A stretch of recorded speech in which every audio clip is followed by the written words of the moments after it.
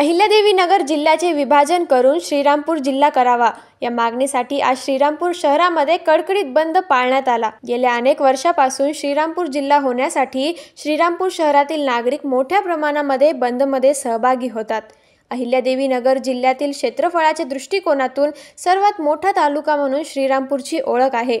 शासकीय निकासावरती श्रीरामपूर हाच एकमेव जिल्हा होऊ शकतो। श्रीरामपूर जिल्हा करण्यासाठी जिल्ह्याचे पालकमंत्री राधाकृष्ण विखे पाटील, भाजपचे प्रदेश प्रवक्ते नितीन दिनकर, भाजपा तालुका अध्यक्ष दीपक अण्णा पठारे हे राज्याचे मुख्यमंत्री आणि उपमुख्यमंत्री यांच्याकडे पाठपुरावा करत असून पालकमंत्री देखील या संदर्भात सकारात्मक आहेत। श्रीरामपूर जिल्हा होण्यासाठी सर्व श्रीरामपूरकरांनी, व्यापाऱ्यांनी आपले सर्व दुकान बंद ठेवून या बंदमध्ये मोठ्या प्रमाणात सहभागी झाले। श्रीरामपूर जिल्हा लवकरात लवकर घोषित न झाल्यास यापेक्षा तीव्र आंदोलन करण्यात येईल असा इशारा श्रीरामपूरकर यांनी दिला। यामध्ये प्रामुख्याने श्रीरामपूर शहरातील वॉर्ड 2 हा मुस्लिम एरिया आहे। त्याचबरोबर शहरातील फ्रूट मार्केट हे देखील मुस्लिम समाजाचे असल्यामुळे यांनी या बंदमध्ये सहभाग घेतला नाही।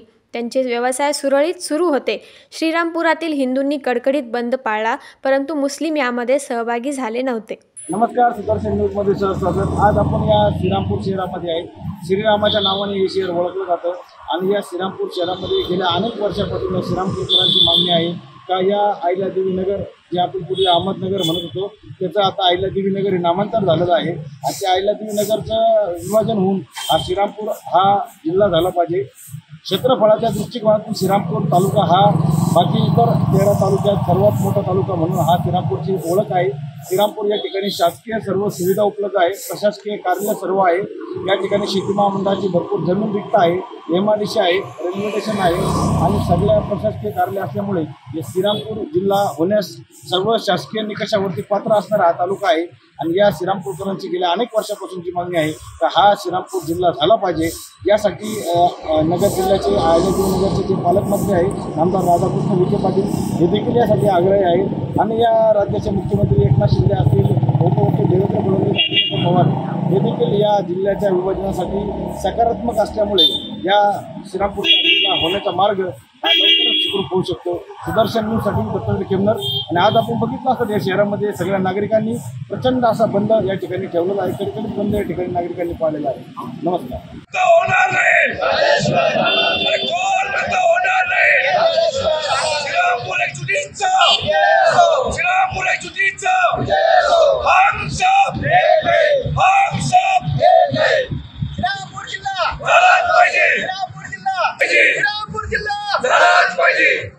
अहमदनगर जिल्ह्याचं विभाजन करून श्रीरामपूर जिल्हा करावा ही श्रीरामपूरकरांची गेली 40 वर्षापासून मागणी आहे। तर त्या निमित्तानं या ठिकाणी स्वाभिमानी जिल्हा पूर्ती समितीच्या वतीने अनेक आंदोलनं केली।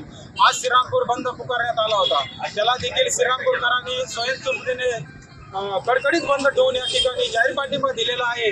तर त्या या बंदला ज्यांनी कडकडीत बंद ठेवून पाठिंबा दिला त्यांचा मी स्वाभिमानी जिल्हा कृती समितीच्या वतीनं जाहीर आभार व्यक्त करतो। आणि त्याच पद्धतीने या ठिकाणी सरकारला इशारा देतो, जर समजा तुम्ही या ठिकाणी अहमदनगर जिल्हा विभाजन करून श्रीरामपूर जिल्हा केला नाही तर या ठिकाणी उग्र स्वरूपाचं आंदोलन स्वाभिमानी जिल्हा कृती समिती छेडेल असा या ठिकाणी इशारा देतो।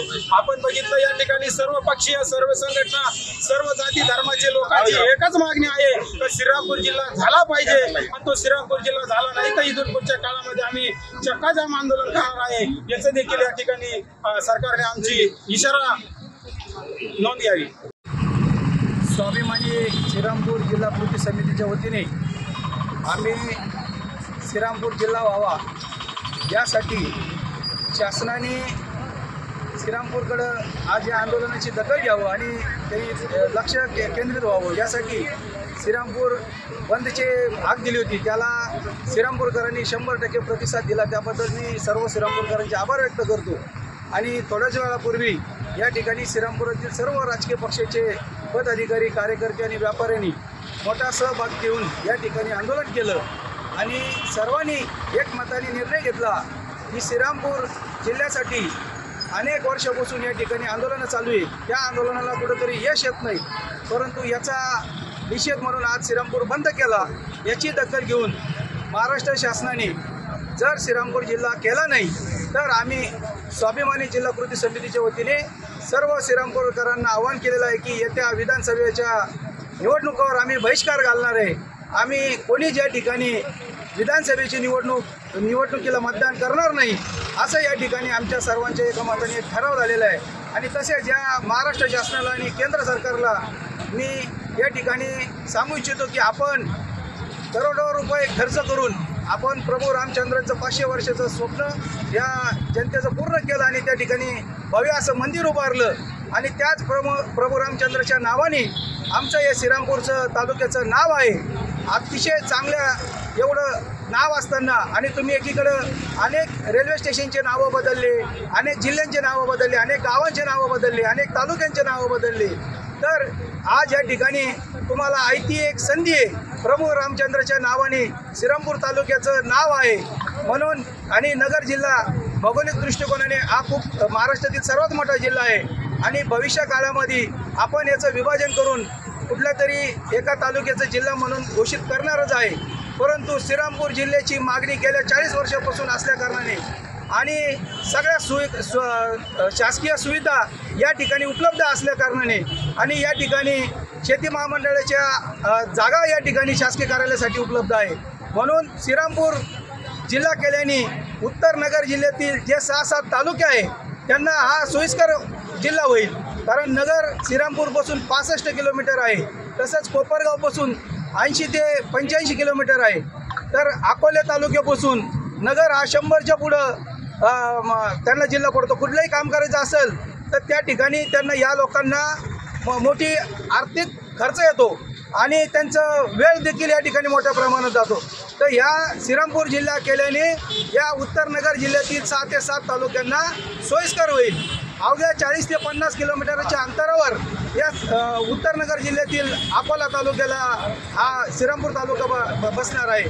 तसंच राहुरी, कोपरगाव, राहता आणि नेवासा यांना एकदम मधोमध सेंटर या ठिकाणी श्रीरामपूर असल्याकारणाने 20-20, 25-25 किलोमीटरचं अंतर या ठिकाणी आहे.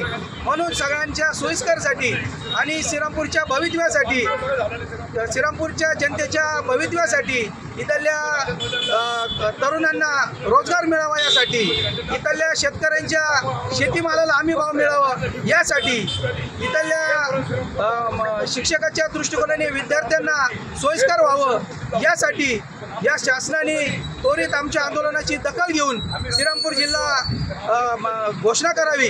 अन्यथा या सत्ताधारी जे पक्ष आहे याच्या विरोधात मोठा रोष या श्रीरामपूरकर व्यक्त करतील आणि त्यांच्या विरोधात पाऊल देतील किंवा निवडणुकीवरच बहिष्कार घालतील.